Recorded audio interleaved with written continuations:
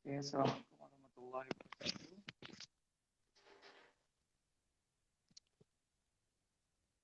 Halo, assalamualaikum. Assalamualaikum Kang, warahmatullah.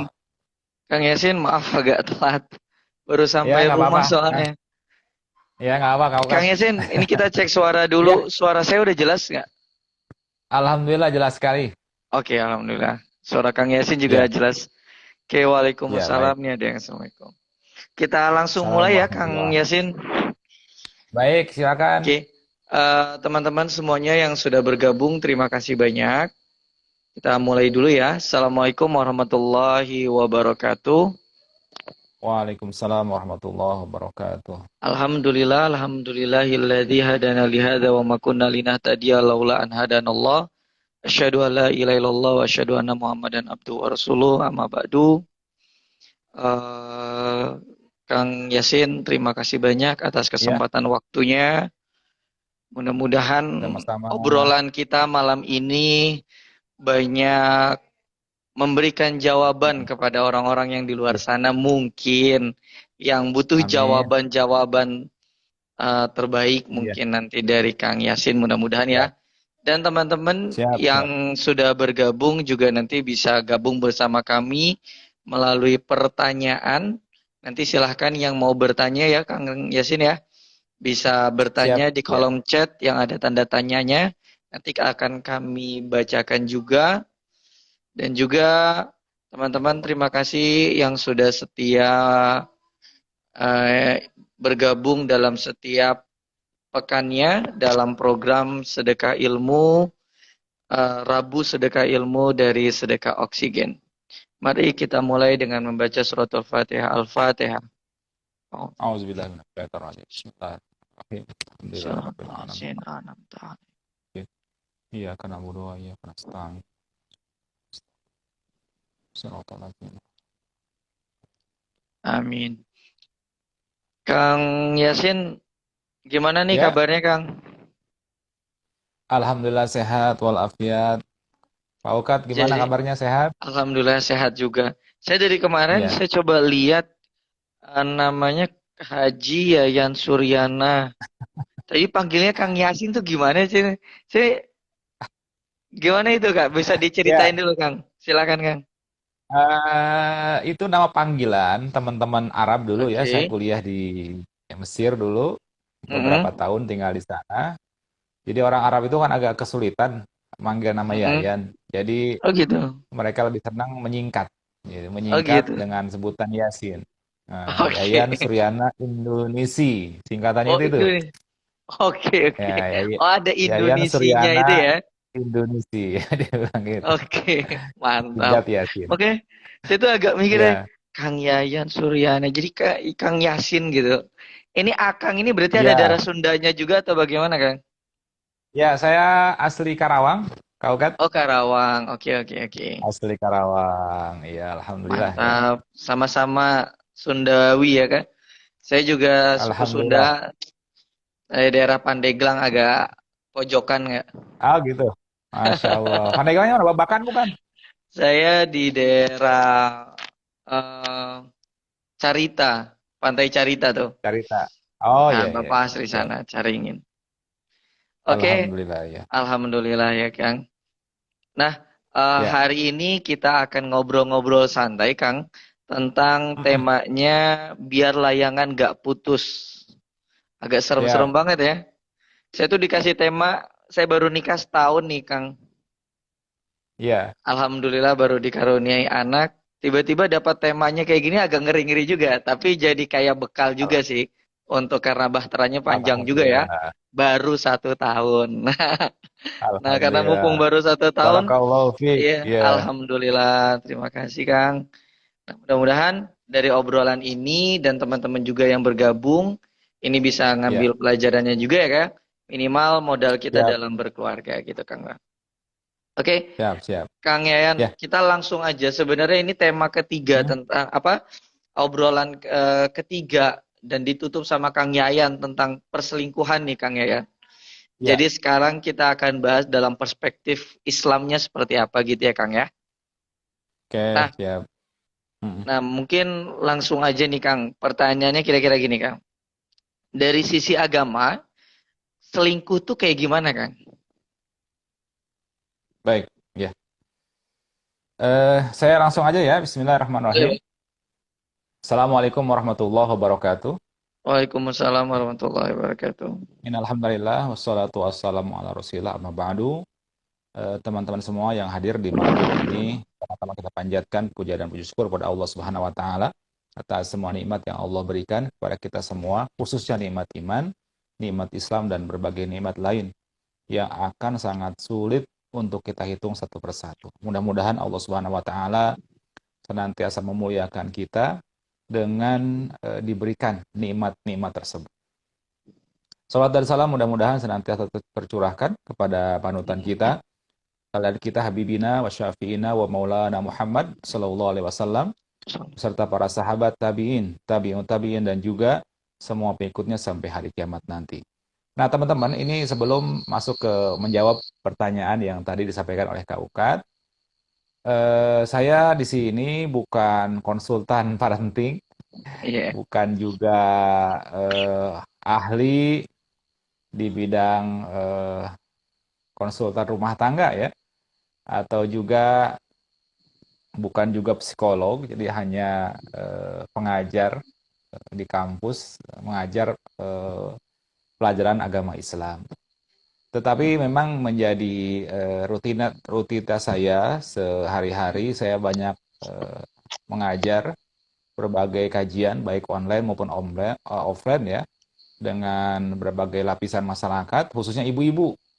Nah, jadi ini tema-tema tentang eh, perselingkuhan atau juga kasus-kasus tentang perselingkuhan ini sering dengar ya, dan sering mendapatkan eh, cerita dari berbagai jamaah yang mengalami hal ataupun masalah yang sama-sama kita bahas di malam hari ini. Baik, yang pertama ingin saya sampaikan apa sih sebab-sebab terjadinya perselingkuhan itu apa? Eh, Mungkin sudah dibahas oleh dua pemateri sebelumnya, tapi mungkin ini saya ambil dari beberapa tulisan para penulis Arab ya di Timur Tengah yang di dalam bahasa Arab itu perselingkuhan itu dikenal dengan istilah al-khiyanah az-zaujiyah. Ya, al-khiyanah az-zaujiyah. Nah, jadi perselingkuhan. Nah, apa sih sebabnya? Kalau yang pertama, jadi kalau kata mereka banyak sekali terjadinya perselingkuhan ini banyak sekali sebabnya. Tapi yang pertama yang perlu kita ketahui bahwa terjadi perselingkuhan itu apa tidak adanya kesepakatan, ya kan? Tidak adanya kesepakatan antara pasangan ya, baik suami ataupun istri dalam hal pemikiran ataupun mungkin dalam masalah sosial itu tidak ada kesamaan, ya. Kemudian juga yang selanjutnya tidak adanya perhatian, ya, di antara pasangan ini terhadap yang lain. Nah, ini yang menjadikan katanya perselingkuhan ataupun kasus perselingkuhan itu muncul. Ini yang pertama ini. Ya. Tidak adanya kesamaan, tidak adanya kesepakatan dalam hal pemikiran. Kemudian yang selanjutnya, tidak ada perhatian satu sama lain. Nah, kalau kita renungkan surat Ar-Rum ya, ayat 21 yang sering dituliskan di undangan itu, Allah mengatakan wa ja'alna bainakum mawaddata warahmah, dan dijadikan di antara kalian rasa cinta dan kasih sayang. Para ulama itu ketika menafsirkan ayat ini, mereka mengatakan bahwa tanda bahwa seorang suami ataupun istri yang saling mencintai apa? Adanya perhatian. Ya, adanya perhatian. Dan mereka tidak ingin ataupun tidak menghendaki pasangannya itu jatuh ke dalam keburukan. Ini standarnya itu sudah ditulis oleh para ulama tafsir dahulu. Tanda orang saling mencintai, saling menyayangi bagaimana suami istri? Adanya perhatian. Ya, adanya perhatian yang dalam kepada istri dan juga ataupun kepada suaminya. Khawatir pasangannya itu jatuh ke dalam keburukan, jatuh ke dalam dosa dan lain sebagainya. Baik, ini salah satu sebab aja yang saya bahas ya, bahwa salah satu sebab perselingkuhan itu tidak adanya perhatian, tidak ketemulah pemikirannya. Kemudian juga ada penulis di Timur Tengah yang menyebutkan bisa jadi sebab-sebab perselingkuhan itu karena perbedaan tumbuh kembang seseorang ataupun perbedaan lingkungannya antara suami istri. Mungkin yang satu dia tumbuh dan besar di lingkungan yang terbuka, ya, yang sedikit bebas lah lingkungannya. Tapi yang satu mungkin tumbuh dan lahir di lingkungan yang tertutup. Nah, ini juga yang menjadikan salah satunya yang mendorong terjadinya perselingkuhan.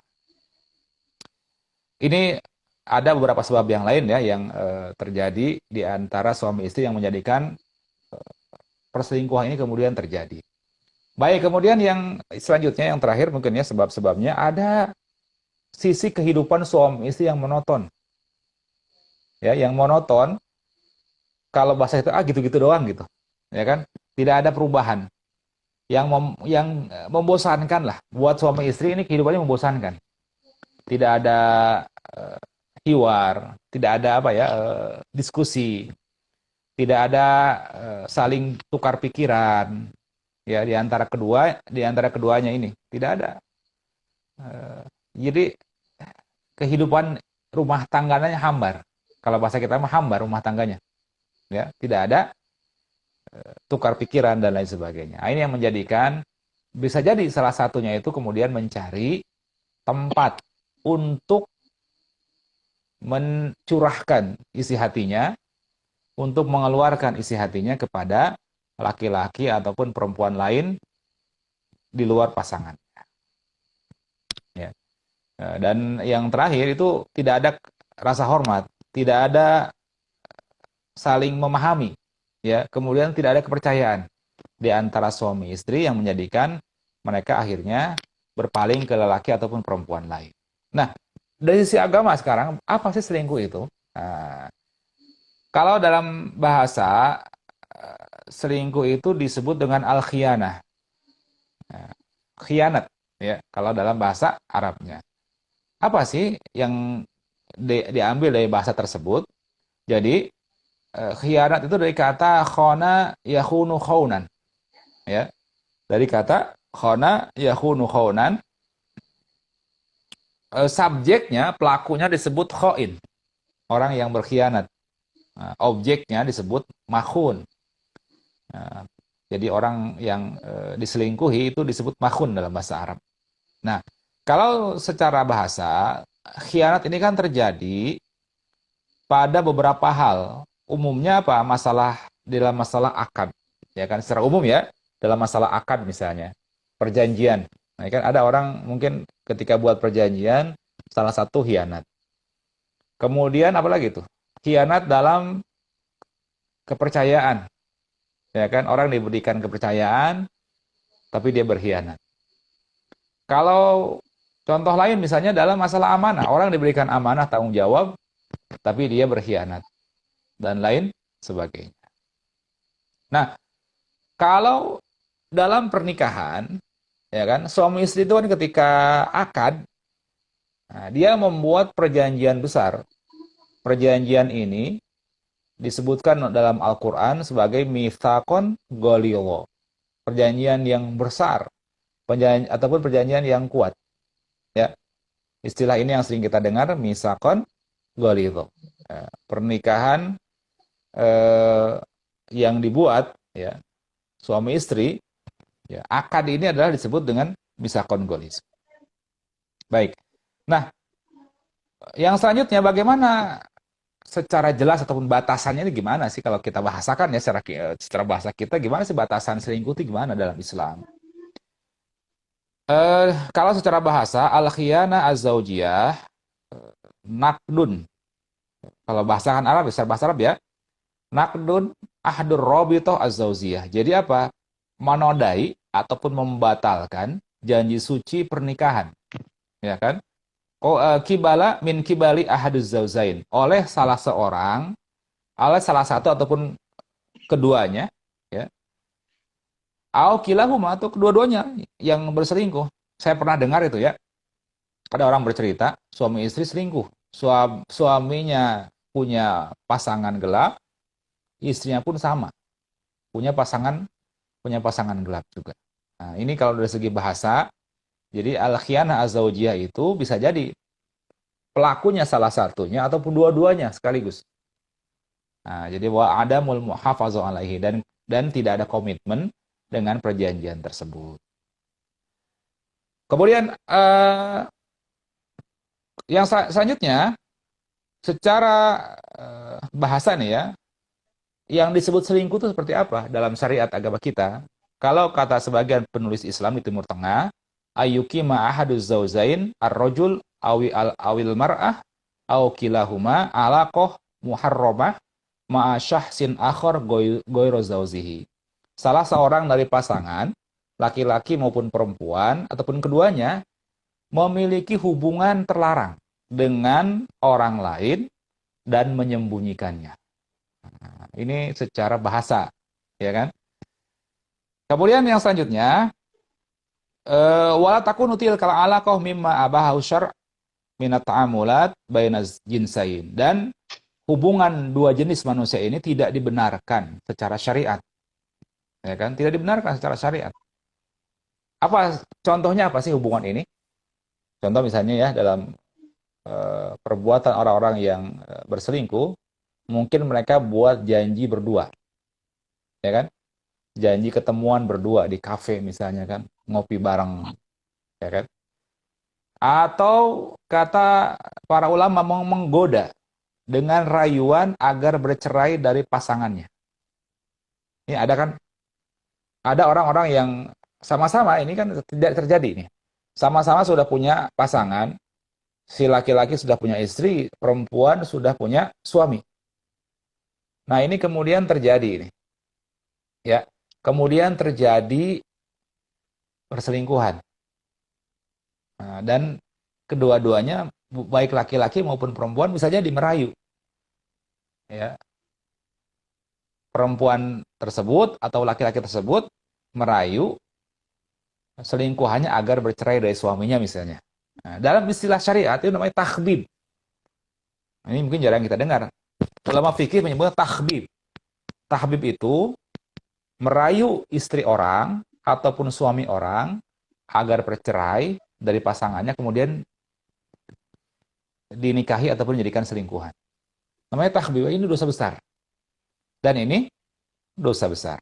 Ya, mungkin sebagian orang tidak sampai pemahaman ini ya. Takhbib itu, saya juga awal-awalnya nggak tahu ini takhbib itu apa sih. Nah, ketika saya cari di kamus syariat, oh ternyata takhbib itu adalah seorang laki-laki ataupun perempuan menggoda istri orang ataupun suami orang agar bercerai. Nah, itu namanya takhbib, dan itu dosa besar. Baik, termasuk juga dalam perselingkuhan ini, disebut perselingkuhan, memandang foto ataupun gambar-gambar yang diharamkan secara syariat. Mungkin kalau sekarang mungkin begitu terbuka ya, zaman teknologi begitu terbuka. Kita buka medsos, itu sudah terpampang berbagai foto-foto perempuan ataupun laki-laki dengan berbagai gaya dan lain sebagainya. Ya. Dan ada sebagian yang menafsirkan bahwa termasuk juga perselingkuhan itu ketika eh, salah seorang, baik suami ataupun istri, melihat gambar-gambar yang tidak layak dilihat, gambar-gambar yang diharamkan untuk dilihat, baik itu mungkin ada unsur pornografi dan lain sebagainya, yang terbuka auratnya dan lain sebagainya. Nah, dan juga ya contoh lain misalnya kan dalam perselingkuhan, dia melakukan perbuatan dosa, baik itu dia berzina, baik itu dia bermesraan dan lain sebagainya. Begitu mungkin Kak Ugat ya. Oke, Kang Yasin, wah mantap nih, detail banget nih. Jadi saya kepikir jadi banyak tanya nih. Nggak apa-apa Kang Yasin ya. Tapi sebelum Nggak apa-apa, saya silakan. lanjutkan nanya, mungkin teman-teman yang sedang bergabung dalam live IG bisa bertanya ya. Nanti tulis di kolom komentarnya, nanti akan kami bacakan. Baik. Oke, Ini ada, ya, ya silakan. Nah, Kang Yasin, ya, ini tadi kan ada namanya, berarti yang disebut batasan orang selingkuh itu saya juga baru tahu ya. Ternyata ada memandang foto yang misalnya tidak dibenarkan sama syariat. Itu tuh iya, termasuk juga perselingkuhan yang dikategorikan dalam agama ya, Kang Yasin ya. ya. Oke. Heeh. Sebelum saya detail nih mau tanya-tanya agak menarik nih, Kang. Ada istilah-istilah baru yang saya juga baru paham. Nah, Iya. konsekuensi Kang, ketika seorang pasangan dia berselingkuh. Tadi kan sudah ada tuh ciri-ciri yang selingkuh, batasan-batasan Iya. selingkuh dari Kang Yasin. Konsekuensi secara agama bagi seorang pasangan yang selingkuh, itu apa kafaratnya? Baik. Nah, berarti ini masuk ke ranah hukum ya. Mm-mm. Nah, di dalam syariat agama kita jelas sekali ini ya perilaku selingkuh ataupun dalam bahasa Arab al-khiyanah az-zaujiyah ini perbuatan yang diharamkan. Ya, para ulama kita mengharamkan perbuatan ini. La syakka anal khiyanah bisyakli am tu'tabaru minal umur al-muharramah. Ini semua sepakat bahwa perbuatan selingkuh ini perbuatan yang diharamkan. Ya. Dan Islam melarang eh, segala perbuatan yang mengarah kepada perselingkuhan ataupun segala perbuatan yang menjurus pada pengkhianatan ya. Contoh misalnya kita lihat di dalam surat Al-Hajj ayat ke-38 ketika Allah mengatakan innallaha la yuhibbu kulla khawanin kafur. Sesungguhnya Allah tidak menyukai setiap perbuatan khianat dan kekufuran. Maksudnya apa ini? Kalau kita lihat kan, berarti Allah ini tidak menyukai segala perbuatan yang ada unsur khianat di sini. Yang intinya bahwa perbuatan khianat ini akan merusak sebuah perjanjian, sebuah kesepakatan.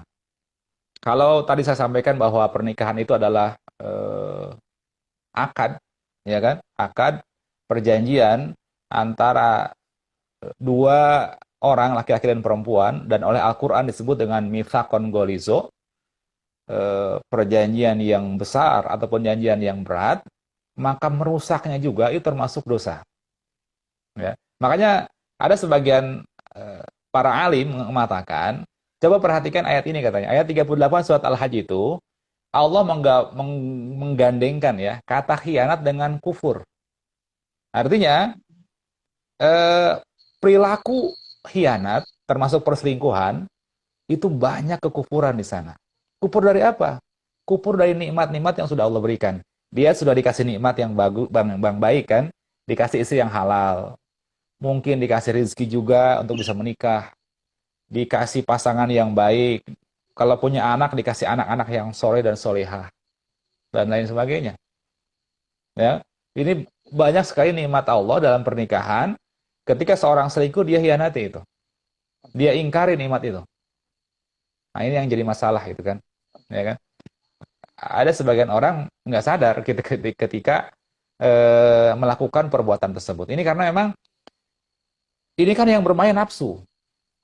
Orang ketika melakukan perselingkuhan yang bermain nafsu. Dan ciri nafsu itu kalau kata bahasa Al-Quran, la'ammaratum bisu. Itu selalu mengajak kepada keburukan. Cuma orangnya nggak sadar. Ya kan? Orang nggak sadar. Dia sedang terbawa kepada keburukan. Hartanya habis. Apalagi tuh? Keluarganya rusak. Ya kan? Anak-anaknya jadi korban. Itu kadang orang nggak sadar. Dan itu banyak sekali yang kita lihat di sekeliling kita. Rumah tangga yang rusak karena kasus-kasus perselingkuhan ini. Jadi tadi saya jelaskan ya di dalam Al-Quran, syariat agama kita melarang perselingkuhan. Baik. Nah, memang ada definisi yang bisa dikatakan subjektif ya, ketika orang mengkategorikan perselingkuhan ini.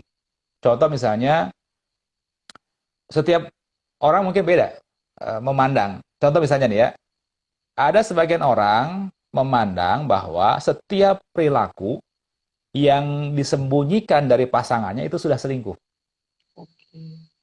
Ya kan? Sesuatu aja nggak terbuka, ada yang memandang bahwa itu sebuah perselingkuhan. Dan itu Kita dosa. nggak bicara, iya, kita nggak bicara halal, haram ataupun yang lain ya. Tapi ada yang memandang bahwa segala sesuatu yang disembunyikan dari pasangan itu selingkuh gitu. Termasuk uang Disembunyikan saku sama dia. gitu juga. Ya, itu. Mungkin contoh misalnya ada suami ya mungkin punya uang, dia sembunyiin dari istrinya, dia beli Selingkuh hobi itu. apalah. Bisa jadi kan. Itu Atau bisa istri selingkuh juga kan juga beli itu. baju. Ada yang Dosa itu. mana seperti itu. Oke, oke. Ada yang mana seperti itu ya. Lebih detail ya, Ada karena sebagian memang orang, mungkin gini ya, ya Kang Yasin ya, maaf agak ya, dipotong. Jadi karena konsep akad itu ya memang sudah misalnya kepercayaan dan keterbukaan itu yang iya, penting ya. Jalinan itu yang betul. memang dijaga oleh agama gitu ya. Bahkan hal-hal Baik. detail seperti misalkan menyembunyikan sesuatu dari pasangan pun itu termasuk selingkuh dalam kategori agama. Mm, iya, betul.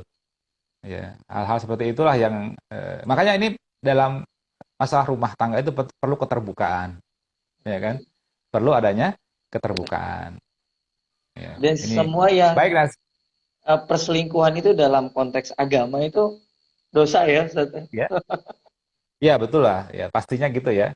Oke, oke, oke. Semua yang sifatnya disembunyikan dari pasangan kita, yang bisa jadi ya dari dalam pandangan syariat ya itu nggak dosa, tapi sudah menyakiti pasangan kita. Oke. Itu Ya kan? luar biasa Jadi banget ya, kalau menjaga pasangan tuh luar biasa ya, Ustaz. ya bisa jadi kan, secara syariat nggak dosa, tapi dia membuat sakit hati pasangannya, ya kan? Bisa jadi. Itu menurut makanya ini agak kadang-kadang sifatnya subjektif ini. Tetapi syariat kita memberikan penjelasan lebih jauh bahwa yang sifatnya perselingkuhan ini kalau sudah mengarah pada perbuatan zina, ini yang diharamkan. Oke, Ya oke. kan? Contoh misalnya ketika sudah mengarah kepada perbuatan zina, ya kan? Ini perbuatan-perbuatan yang jelas diharamkan oleh syariat agama kita. Walaupun belum terjadi perzinahan, ya kan?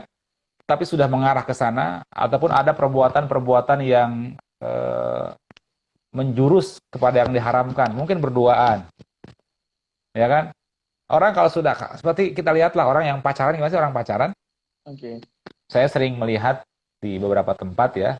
Kadang orang kalau sudah saling cinta gitu kan, kadang nggak kenal tempat dan dia nggak kenal usia gitu. Gitu kan? Nggak kenal tempat, nggak kenal usia, dia cuek-cuek aja gitu. Ada orang lihat dia bermesraan, dia pacaran. Kenapa kita punya pikiran seperti itu? Biasanya suami istri itu nggak mungkin pacaran di tempat umum.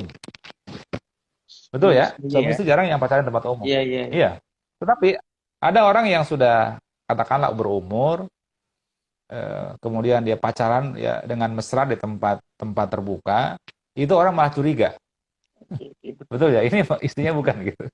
Karena kalau istrinya biasanya enggak gitu kan ya. Oke, oke. Baik, nah ini intinya hadirin mati Allah teman-teman semua, bahwa segala bentuk yang mengarah kepada perbuatan dosa, apalagi yang mengarah kepada perbuatan zina itu diharamkan oleh syariat agama kita. Karena Allah Subhanahu wa taala dalam Al-Qur'an misalnya di surat An-Nur ya, dia mengatakan wala taqrabuz zina innahu kana fahisyata wa sa'a sabila. Janganlah kamu dekati zina karena dia adalah perbuatan keji dan seburuk-buruk jalan. Jadi mengarahnya saja yang akan membawa seseorang kepada perbuatan zina sudah dilarang. Ya kan? Sudah dilarang. Apalagi melakukan perbuatan zina. Perselingkuhan itu hampir semuanya itu mengarah ke sana. Walaupun mungkin belum terjadi. Tetapi dosa yang terjadi, yang berjalan itu mengarah kepada perbuatan zina. Nabi kan menggambarkan zina itu tidak hanya, mohon maaf, tidak hanya berbentuk hubungan badan. Ada zina mata, ya kan? Zina pikiran. Ada perzinahan yang dilakukan oleh tangan kita misalnya kan, dan lain sebagainya. Artinya semua anggota tubuh kita sangat mungkin sekali melakukan perbuatan-perbuatan yang diharamkan oleh syariat. Oke. Baik, kemudian yang selanjutnya silakan ya, Mangga. Ya, mungkin ini Kang, teman-teman nih yang bergabung, kalau mau bertanya saya ingatkan lagi, silahkan ya. Atau mau curhat-curhat dikit, boleh. Jadi nanti ini masuk juga nih ke kategori pertanyaan kita malam hari ini, karena ini dalam konteks keagamaan. Nah, Ustadz, tadi Kang Yasin tadi sudah jelaskan, tadi dari sebab-sebab perselingkuhan itu seperti apa, terus juga ciri-ciri perselingkuhan tuh kategorinya dalam agama juga apa, salah satunya ada yang disebut dengan takbib ya, merayu ya, menikah istri orang atau suami orang gitu. Dan memang jalan itu semua ranahnya adalah wala taqrabu zina tadi ya, jalan tentang perbuatan yang diharamkan oleh Allah Subhanahu wa taala. Nah, selanjutnya tadi Kang Amin juga sudah menjelaskan kepada kita semua tentang hukum dalam Islam juga tentang perselingkuhan itu seperti apa.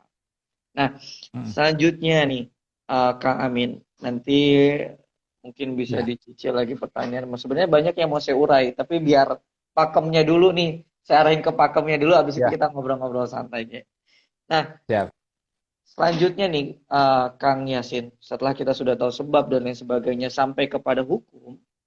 Nah, lalu dalam konteks agama nih, kira-kira kalau kita mengindikasi misalkan kita sudah memergoki misalkan pasangan itu selingkuh, kita ini harus ngadu ke siapa? Ada nggak sih batasan dalam agama, apa boleh ke semua orang yang kita percaya saja? Atau ada hukumnya misalkan mahram dan lain sebagainya?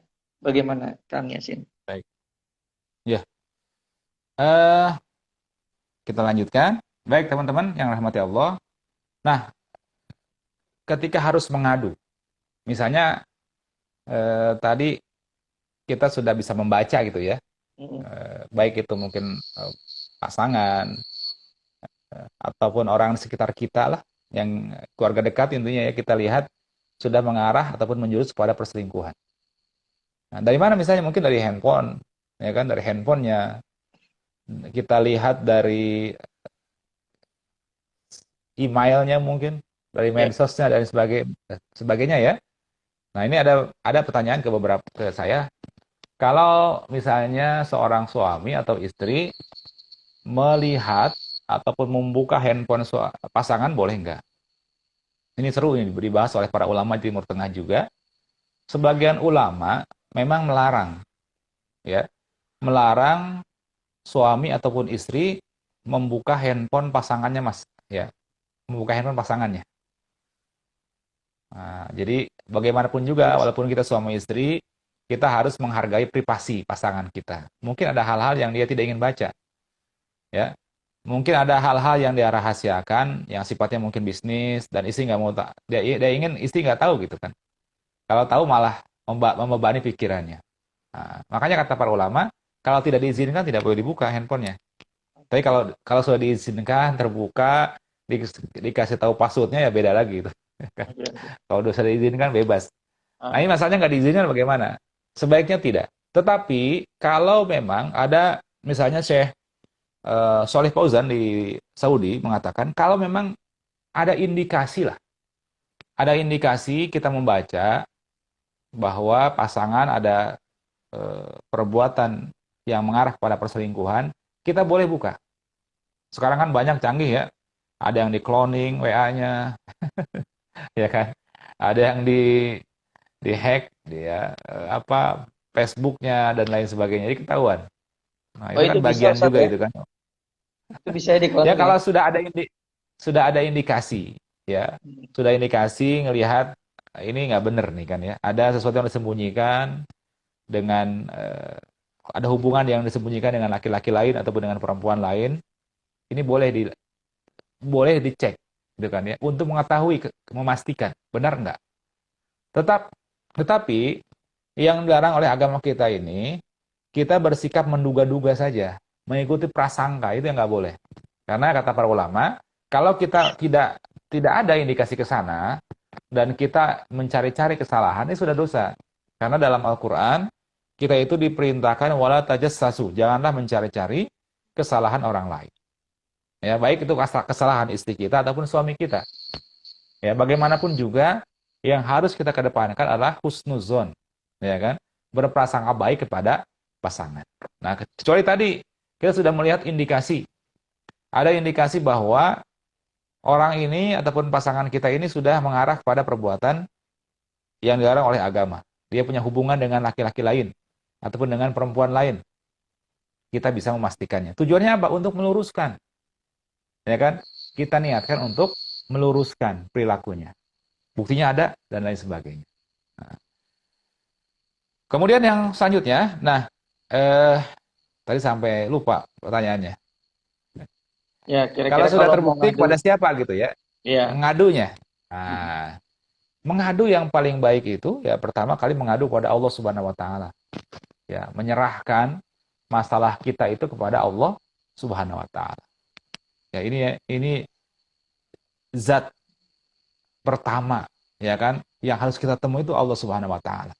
Karena dialah yang bisa menyelesaikan setiap urusan manusia.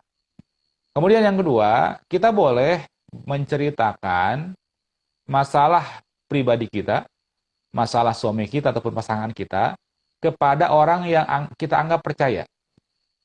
Contoh misalnya di dalam hadis sahih, Hindun itu pernah menceritakan keburukan suaminya, Abu Sufyan. Diceritakan bahwa Abu Sufyan itu lelaki yang pelit, yang tidak pernah memberikan nafkah yang cukup. Nah, ini boleh nggak sih perempuan mengambil uang suaminya tanpa izin? Ya kan? Ngambil dari dompetnya gitu uangnya. Kalau kata Nabi SAW boleh, ambil secukupnya. Ya, Kuzi mayak fiki laki wali baniki. Kata Rasulullah, ambil kepada Hindun kan uangnya sesuai yang kamu butuhkan. Ya, karena kenapa? Abu Sufyan itu orang kaya tapi nggak mau ngasih duit yang cukup. Hingga Hindun ini kekurangan. Hindun ini kelaparan anak-anaknya. Nah, contoh ini ya, tapi saya ambil contohnya apa? Bahwa seorang istri boleh ataupun seorang suami boleh menceritakan kekurangan ataupun kesalahan pasangannya kepada orang yang bisa dipercaya. Mungkin ustadz, mungkin kiai, ataupun teman yang bisa memberikan solusi. Ya. Tapi kalau sudah terbukti ada perselingkuhan, ada faktanya, ya kan, terciduk juga mungkin misalnya, ada bukti yang jelas. Yang paling baik itu sebenarnya, kalau di dalam bahasa Al-Quran, Fab'athu hakama min ahlihi wa hakama min ahliha. Ya, ini ada keluarga istri dan keluarga suami diutus itu. Ya, untuk ketemu dan melakukan islah. Jadi dua-duanya ini orang, kalau kata ulama tafsir, dua-duanya orang soleh yang diutus ini, yang bisa menyelesaikan, mendamaikan keduanya. Nah, ini unik nih ya, Al-Quran ketika ada permasalahan suami istri yang akan merusak rumah tangganya, ketika orang lain, saya pernah itu ya dicurhati oleh seorang ibu, kebetulan teman saya, ngajar dulu. Suaminya punya simpanan perempuan lain. Ketika dia cerita ke saya nggak berani ketemu langsung dengan suaminya, nggak berani kan nasihatin ya, walaupun kita sedikit paham tentang agama, tapi untuk menasihati langsung ke suaminya kayaknya nggak etis juga gitu kan. Walaupun sudah ada buktinya, tapi kita nggak mungkin. Ya, dalam posisi tidak mungkin untuk langsung menasehati. Pak, kata ibu, bapak tidak boleh selingkuh dan lain sebagainya. Kayaknya nggak mungkin. Makanya yang paling tepat itu adalah keluarga. Ya, baik keluarga dari istri maupun dari keluarga dari suami, kemudian bertemu dan saling mendiskusikan, ya kan, mendamaikan masalah keluarga tersebut. Nah, ini yang paling baik sebenarnya. Nah, tapi kalau emang tidak ada, bisa orang yang kita percayai, mungkin ustadz, mungkin kiai, orang yang mengerti agama lah ya, ataupun teman kita yang bisa memberikan solusi. Ya, itu yang kira-kira kita anggap bisa netral orang ini.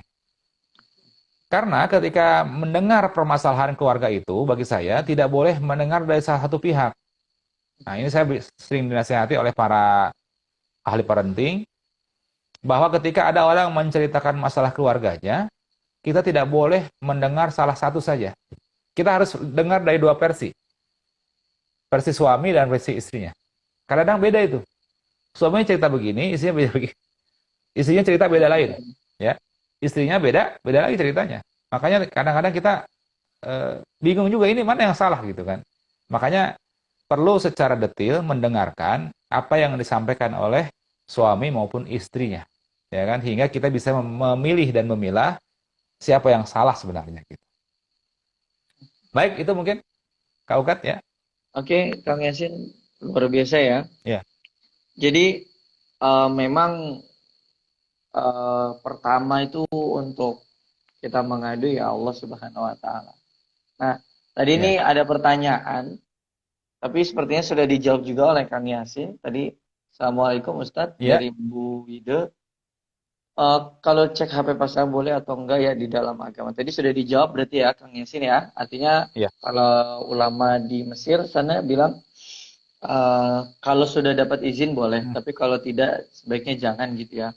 Karena biar bagaimanapun harus ada privasi di dalamnya yang harus dijaga gitu ya Kang Yasin ya.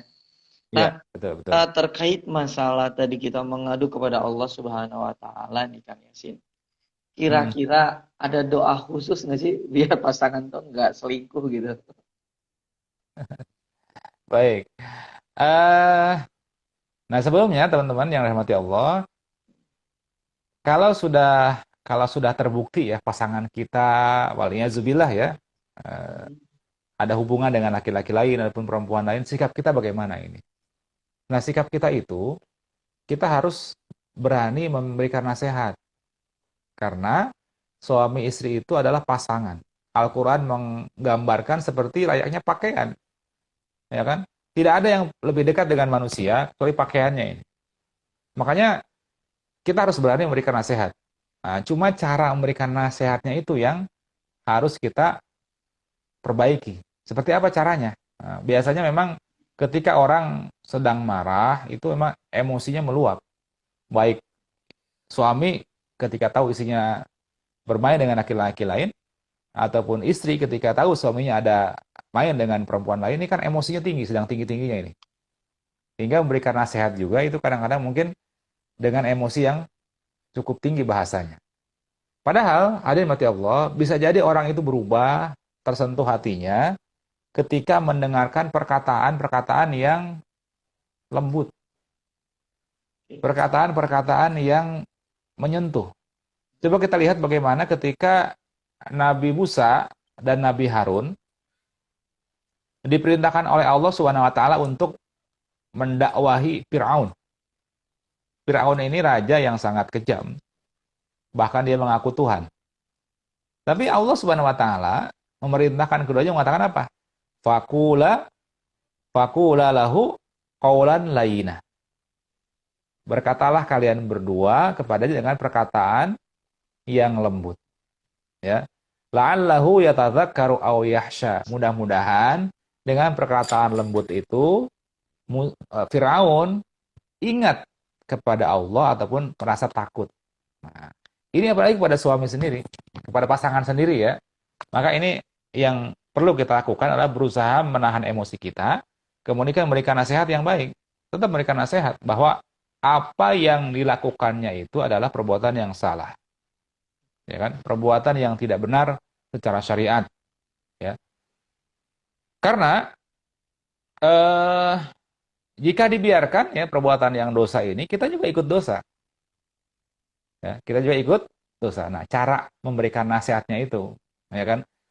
Agama kita memerintahkan kita apa? Watawasau bil haq, watawasau bis So, sabr. Ya, kita diperintahkan oleh agama kita untuk saling menasihati untuk mentaati kebenaran dan mentaati kesabaran. Nah, dalam ayat yang lain diperintahkan apa? Watawasau bis sabri, watawasau bil marhamah. Ya kan? Saling menasihati untuk mentaati kesabaran dan saling menasihati untuk saling menyayangi. oke. Nah, ini cara bahasa kita yang perlu kita perbaiki. Bagaimana eh, tadi yang saya sebutkan, Allah mencontohkan ketika Musa bertemu dengan Fir'aun saja, ya, Allah perintahkan Musa untuk berkata dengan perkataan yang baik, perkataan yang lembut, ya. Mudah-mudahan kata Allah Subhanahu wa taala dengan perkataan yang baik dan lembut itu ya la'allahu yatazakkaru aw yahsya. Dia eh, merasa takut ataupun ingat kepada Allah Subhanahu wa taala. Baik. Kemudian yang selanjutnya, nah, adakah doa khusus? Kalau Al-Qur'an mengajari kita itu satu doa di dalam surat Al-Furqan misalnya, bagaimana ketika Allah menggambarkan bahwa hamba-hamba yang soleh itu, ya, hamba-hamba yang soleh, ya, kan doanya beda dia. Allah mengatakan bahwa walazina yaqulun, dan orang-orang yang soleh itu, hamba-hamba yang soleh itu, mereka orang-orang yang berdoa, Robbana hablana min azwajina. Ya Allah, karuniakanlah kepada kami pasangan-pasangan kami, ya. Robbana hablana min azwajina.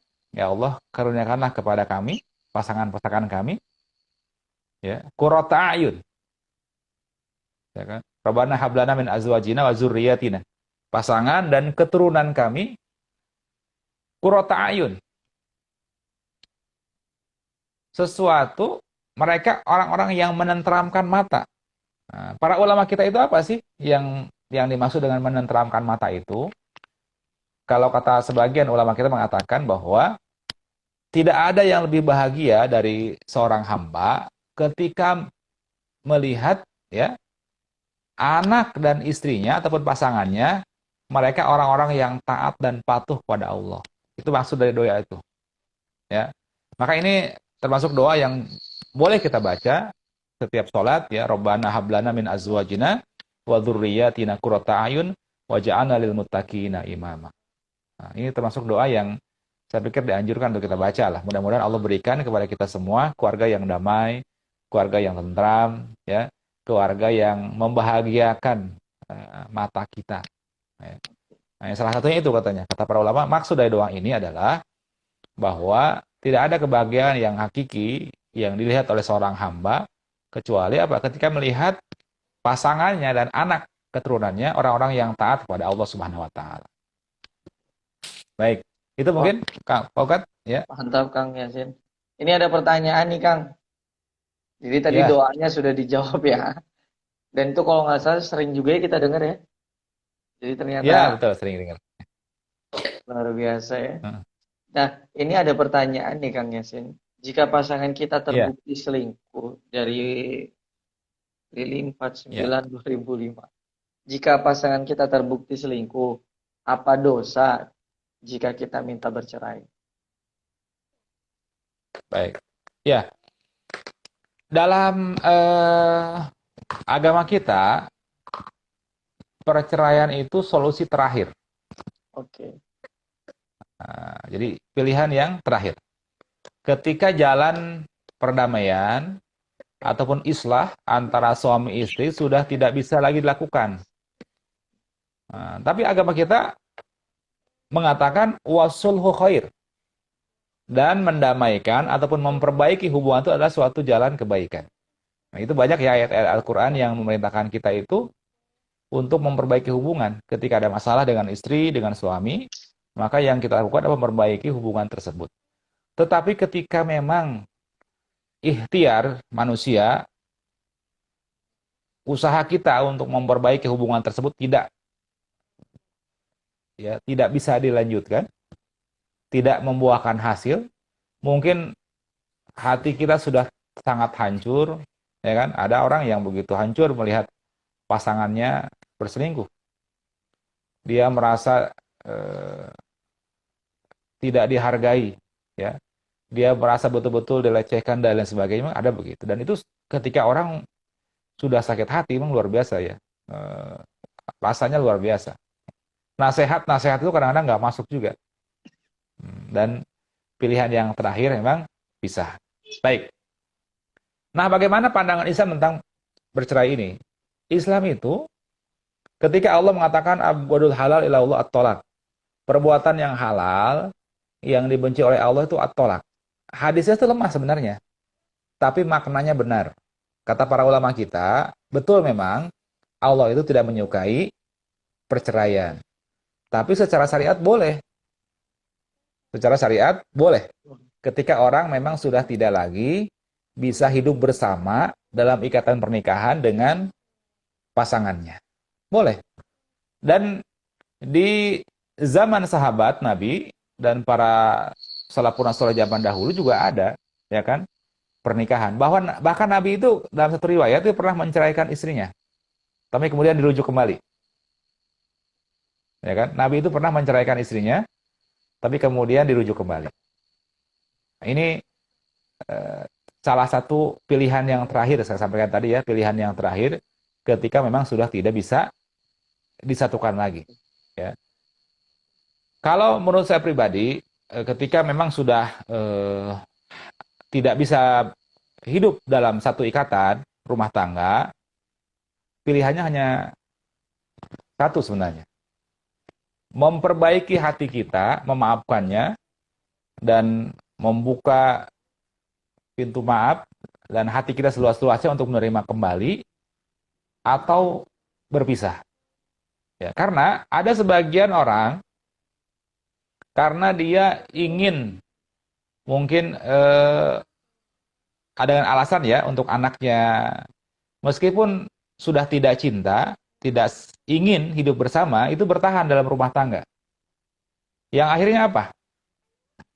Pasangan suami istri ini tidak maksimal dalam melayani suaminya ataupun istrinya. Jadi adalah hidup dalam ikatan rumah tangga, tapi mereka sudah tidak ada cinta, tidak ada kasih sayang, tidak saling menghormati lagi, hidup masing-masing. Nah itu ada beberapa yang saya temukan ya, di dalam perjalanan hidup saya itu pernah saya lihat langsung gitu. Ada rumah tangga seperti itu. Jadi hidupnya masing-masing, apalagi suami istri punya penghasilan. Sama-sama PNS misalnya kan. Hidup masing-masing, nggak ada cinta, tapi bertahan demi anak katanya. Nah ini yang salah. Yang pernah saya baca menurut para psikolog, bahwa pilihan ini salah. Karena kenapa? Anak-anak itu tahu kalau orang tuanya tidak harmonis. Anak itu bisa baca ketika orang tuanya sedang bermasalah. Ya. Ini yang kadang-kadang mungkin sebagian orang nggak paham. Pada sebagian rumah tangga itu bertahan di atas penderitaan pasangannya. Dia bertahan sekian tahun, sekian puluh tahun, tapi sebenarnya hatinya itu luka gitu kan. Dan nggak bisa disembuhkan. Inginnya bercerai. Cuma karena alasan anak dia bertahan. Tapi secara kehidupan rumah tangga itu sudah nggak ada. Sudah nggak ada cinta, sudah tidak saling melayani, ya kan? Sudah tidak saling menghormati lagi. Nah, itu saya pikir itu masalah juga. Maka pilihannya pisah dengan baik-baik itu lebih baik kalau bagi saya.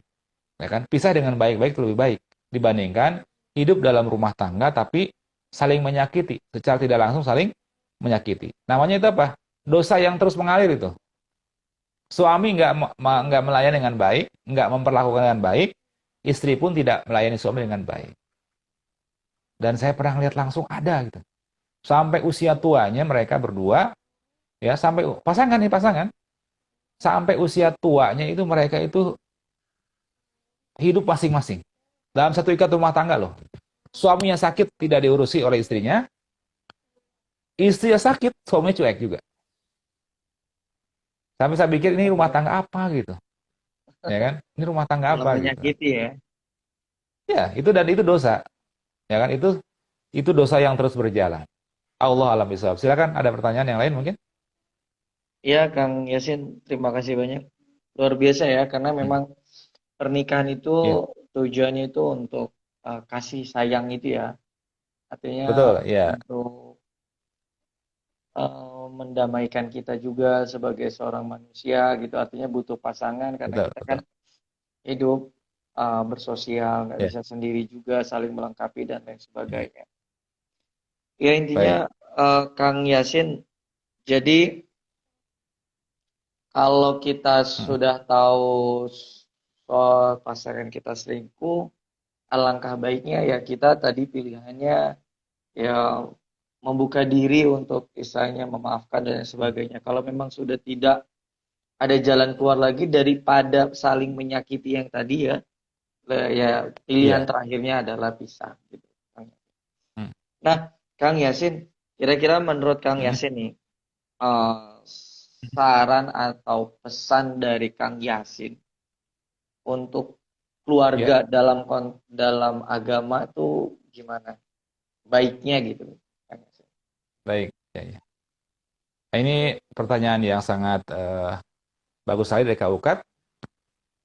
Intinya kalau dalam kehidupan rumah tangga itu beberapa konsultan rumah tangga di Timur Tengah di Mesir misalnya Dr. Salahuddin Sultan kemudian yang lain itu menyarankan kepada kita itu adanya saling keterbukaan. Oke. Ya. Mau apa sih pasangan itu dari kita? Nah, ini sering ini ya. Makanya perlu juga kita itu sebagai pasangan suami istri ada me time. Me time itu waktu kita berdua, kita ngobrol untuk saling mencurahkan isi hati kita. Kita maunya apa sih dari pasangan kita ini? Ya kan? Baik itu masalah penampilan, sikap dan lain sebagainya. Itu perlu diutarakan itu, perlu disampaikan, ya. Karena agama kita itu, ya, kehidupan rumah tangga itu berdiri di atas keterbukaan. Kalau dalam Islam itu, sampaikan aja, ya kan? Sampaikan maunya apa. Contoh misalnya ya, di dalam surat An-Nur ayat ke-30 dan 31, Allah itu mengatakan bagaimana? Kata Allah Subhanahu wa taala, "Qul mu'minin yaghuddu min absarihim." Ya kan? Di ayat 31-nya sama. Buat perempuan, kulil mu'minat yaghdudna min absorihinna. Laki-laki dan perempuan itu dalam pandangan Al-Quran itu sama. Dia makhluk visual, ya. Tetapi kenapa didahulukan laki-laki? Nah, jadi sebenarnya kalau kita lihat, laki-laki ini makhluk visual yang lebih banyak dibandingkan perempuan. Perempuan juga sama, visual juga, tapi laki-laki lebih besar, ya. Laki-laki itu kan lebih banyak melihat penampilan dari pasangannya. Dia mungkin melihat kecantikannya, dia melihat mungkin bentuk fisiknya dan lain sebagainya. Nah, ini salah satu yang juga kadang-kadang tanpa disadari memicu perselingkuhan. Contoh misalnya ada seorang suami, dia tidak tertarik dengan fisik istrinya, gitu kan? Misalnya ini ya, misalnya. Dan dia lebih cenderung untuk melihat perempuan yang di luar sana. Padahal kan sangat mungkin dia ataupun sangat bisa dia untuk ngomong langsung ke istrinya. Apa yang diinginkan dari istrinya? Mungkin bentuk tubuh yang ideal, mungkin cara berpakaian yang baik, yang menarik dan lain sebagainya. Itu kan perlu disampaikan. Ya kan itu sah-sah saja. Seorang suami meminta istrinya ataupun pasangannya berpenampilan yang menarik. Baik itu dari bentuk fisiknya, mungkin dengan olahraga. Nabi mencontohkan, ya, beliau berolahraga dengan Aisyah, ya. Dan ini banyak sekali kalau kita lihat, ya, kejadian-kejadian perselingkuhan di zaman sekarang itu terjadi karena apa? Karena suami melihat perempuan di luar sana lebih menarik. Nah, berarti yang kita perbaiki apa? Penampilan istri di rumah sebenarnya. Istri tinggal minta, kalau kamu mau cantik, tambahin dong uangnya. Ya kan, buat ke salon, buat lain sebagainya. Iya, itu bagian dari nafkah. Ya kan, ada beberapa ibu bertanya, Pak, kalau ke salon, kalau ke tempat kecantikan tuh bagian dari nafkah bukan nafkah, tapi bukan yang utama, tapi itu nafkah juga. Ketika seorang suami ingin istrinya lebih cantik, istrinya lebih menarik, maka suami juga harus memberikan modal, memberikan nafkah lebih. Ini tugas suami. Ya kan, jangan hanya menuntut, tetapi dia tidak memberikan sarana ataupun fasilitas. Oke, mantap. Baik. Jawabannya Tapi lengkap ya. kemudian juga yang perlu kita perbaiki juga, suami ini ya, bisa jadi ada suami yang menuntut istrinya tampil baik, fisiknya menarik, seksi dan segala macamnya, tapi dia lupa bahwa istri juga sama manusia. Istri itu juga sama, perempuan juga masuk makhluk visual. Dia senang dong lihat pasangannya rapi, dia senang melihat pasangannya punya tubuh ideal dan lain sebagainya. Jadi dulu ada dikisahkan ya, ada seorang sahabat Ibnu Abbas kalau nggak salah, beliau ini selalu berpenampilan menarik di hadapan istrinya. Dia nyisir rambut dengan rapi, dia penampilannya parlente depan istrinya. Ketika ditanya oleh sahabat yang lain, bagaimana jawabannya? Istri kita sama katanya. Ya kata beliau, istri kita sama. Dia mengharapkan seperti apa yang diharapkan dari dirinya. Kalau kita ingin istri kita cantik, penampilannya baik dan segala macamnya, sama sebenarnya ya. Perempuan itu sama. Dia ingin suaminya juga penampilannya menarik di hadapannya. Gitu sebenarnya, sama-sama. Dalam Islam kan begitu ya. Dalam Islam, laki-laki dan perempuan itu punya hak yang sama. Jadi ini masalah keterbukaan. Apa sih yang diinginkan dari pasangan masing-masing itu apa? Ya, mungkin kalau perempuan bisa jadi tidak ke penampilan, yang ingin diperhatikan itu perhatian. Ya kan, jadi tempat curhat yang paling nyaman. Dari tempat jadi tempat konsultan yang paling menarik untuk membesarkan anak-anak dan lain sebagainya. Nah ini perempuan mungkin bisa saja begitu permintaannya, tidak macam-macam dia. Ya. Baik, nah teman-teman kemudian yang selanjutnya, yang terakhir bahwa kalau dari konsultan ya Solah Sultan di Mesir itu menganjurkan kita itu suami istri apa? Beribadah bersama-sama. Jadi pasangan suami istri yang selalu beribadah bersama-sama, saling mengingatkan untuk beribadah, entah itu baca Qur'annya, sholat jamaahnya, tahajudnya, sholat duhanya, insya Allah itu akan dijaga oleh Allah Subhanahu Wa Taala. Ya, sebenarnya kalau kata beliau, yang punya hati itu Allah. Ya, yang menyatukan hati kita dengan pasangan kita itu Allah Subhanahu Wa Taala. Bagaimana caranya agar Allah senantiasa menyatukan hati kita? Nah, ini kesempatan mau bulan Ramadan, banyak berdoa, banyak meminta kepada Allah Subhanahu Wa Taala. Saat baca Quran kita boleh meminta, bertawasul, ya Allah, dengan bacaan Quran ini jadikanlah hati kami berdua saling menyayangi, saling mencintai. Itu boleh berdoa begitu, ya kan?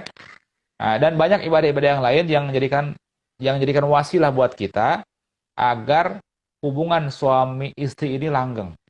Ya kan? Intinya kalau kata beliau, kata Dr. Solah Sultan, bahwa suami istri yang sama-sama beribadah kepada Allah Subhanahu Wa Taala, insya Allah Allah yang akan menjaga hatinya. Ya, insya Allah Allah akan yang akan menjaga hatinya. Ya, tidak berpaling kepada perempuan lain ataupun laki-laki lain. Ya, sama-sama setia, sama-sama saling mencintai. Nah itu tadi ya saya sebutkan bahwa yang yang mempunyai hati kita tuh hanya Allah sebenarnya. Maka Allah yang menyatukan hati pasangan suami istri. Dengan cara apa? Dengan cara beribadah sama-sama. Ya kan? Biasanya nih saya temukan ada beberapa keluarga yang curhat ke saya, cerita. Suaminya berulah lah, suaminya nakal ataupun istrinya nakal dan lain sebagainya, ataupun punya hubungan gelap dan segala macamnya. Biasanya kita cek apa? Saya cek sama istri ya, ini ibadahnya gimana? Nah, biasanya ini yang bermasalah, itu salah satunya ibadahnya nggak baik. Salah satunya ada yang meninggalkan sholat misalnya. Salah satunya nggak beribadah dengan benar itu sumber masalah di sana ternyata. Nah, tapi ketika dua-duanya sama-sama beribadah kepada Allah Subhanahu Wa Taala, Allah yang akan menjaga pasangan tersebut. Allah alam bisawab. Itu Pak Ukat, silakan. Terima kasih Kang Yasin, luar biasa ya. Dan Sama-sama intinya ya. dari problematika kekeluargaan ya Ya, dikemas dalam konteks ibadah lagi gitu. Betul. Menyelesaikan Ya, hablum minanas itu dengan hablum minallah juga ya. Artinya itu betul, betul. kuncinya di Ya. situ ya, Kang Yasin. Ya. Alhamdulillah nih Kang Yasin, saya nih secara pribadi gitu, sebagai eh, keluarga baru juga akhirnya dapat modal yang luar biasa gitu. Artinya keterbukaan. Alhamdulillah. Ya. Apalagi ditutup dengan konteks ibadah gitu. Dua tema sudah bahas tentang parenting tentang ini. Dan ditutup pembahasan ini dengan dalam konteks keagamaan. Dan menurut saya itu tepat banget. Karena lari-larinya ujung-ujungnya ya ke Allah lagi gitu ya. Bagaimana Betul, cerminan betul. kita, ibadah kita kepada Allah Subhanahu wa taala. Perselingkuhan itu kan masalah Ya. hati. Dan yang maha Ya. membulak-balikan hati itu kan Allah Subhanahu wa taala. Mungkin gitu ya Kang Yasin Allah ya. Subhanahu wa taala, betul. Nah, Betul maka ya. kita deketin Bakat ya. Allahnya gitu ya. Wah, mantap. Nah, betul. Saya dapat pencerahan luar biasa dan mudah-mudahan teman-teman juga yang mendengarkan nanti juga via live malam ini atau nanti bisa ditonton ulang lagi di YouTube-nya Sedekah Oksigen. Nanti mudah-mudahan bisa Ya. tercerahkan juga Kang Yasin. Kang Yasin, terima kasih banyak loh Kang Ya. Yasin Ya. atas waktunya. Sama-sama Kak Ugat. Uh, uh. Mungkin ada closing statement dari Kang Yasin. Baik, teman-teman semua hadirin yang dirahmati Allah, intinya pernikahan itu adalah ibadah kita kepada Allah Subhanahu wa taala, bahkan kata para ulama kita ini ibadah yang paling lama itu pernikahan. Ya, ibadah yang paling lama itu adalah pernikahan. Iya, Maka gitu. dan memang sifatnya fluktuatif, perasaan kita itu ya fluktuatif. Selalu ada aja masalah, ada aja hal-hal yang mungkin membuat perasaan kita nggak menentu ya. Nah, tapi ini bagian dari kehidupan kita ya. Maka salah satunya cara bagaimana agar senantiasa kita saling mencintai, saling ridho dengan pasangan kita, ya, sehingga nanti dikumpulkan bukan hanya di dunia, bukan hanya sedunia, sesurga juga nanti insya Allah. Nah itu apa? Banyaklah berdoa, ya pas alillah, ya banyaklah berdoa kepada Allah Subhanahu Wa Taala agar hati kita senantiasa dijaga oleh Allah Subhanahu Wa Taala. Yang kedua apa? Kalau kata bahasa Al-Quran, ku angpusakum wa ahlikum naro. Jagalah dirimu dan keluargamu dari api neraka. Bagaimana caranya itu? Nah, kita senantiasa memperbaiki diri. Ya, memperbaiki diri kita, kemudian mengajak keluarga kita, anggota keluarga kita untuk sama-sama beribadah kepada Allah Subhanahu wa taala. Itu mungkin Kak Ugat yang bisa saya Wah, sampaikan. mantap, Kang Yasin. Terima kasih Ya, banyak. siap, Pencerahannya luar sama-sama. Ya. biasa, ilmunya luar biasa. Kita saling menasihati, Amin. Kang Yasin ya. Terima kasih banyak. Ya, sama-sama Semangat Kak Ugat. beribadah yang paling panjang ya, kayak Ya, luar biasa. Kang Yasin, terima kasih banyak atas ya, waktunya, sama-sama siap. ilmunya. Terima kasih, semoga berkah selalu, Kang Yasin. Amin. Saya juga mohon maaf apabila ada salah-salah kata. Mudah-mudahan ini nggak pertemuan pertama dan terakhir, Kang Yasin. Mudah-mudahan kita bisa Amin. bersua kembali, Kang Yasin, dalam Amin. sesuatu Ya. yang bisa bermanfaat lagi. Terima Amin. kasih, Kang Ya. Yasin. Ya, sama-sama Saya Kak Ugat. akhiri dan teman-teman semua yang sudah bergabung, terima kasih banyak. Yang sudah bertanya juga terima kasih. Semoga obrolan kita malam ini bermanfaat dan tentunya semoga Amin mengarungi ya. semangat, mengarungi bahtera keluarga karena ini kata Kang Yasin tadi juga sampaikan ini adalah ibadah terpanjang kita. Mudah-mudahan kita semua diberkahi oleh Allah Subhanahu wa taala, diberikan kesehatan. Amin ya Allah ya Rabbal alamin. Terima kasih. Bila fisabilillah fastabiqul khairat. Assalamualaikum warahmatullahi wabarakatuh. Terima kasih Kang Yasin. Waalaikumsalam. Salam warahmatullahi wabarakatuh. Sama-sama Kak Ugat. Terima kasih Kang Yasin. Ya.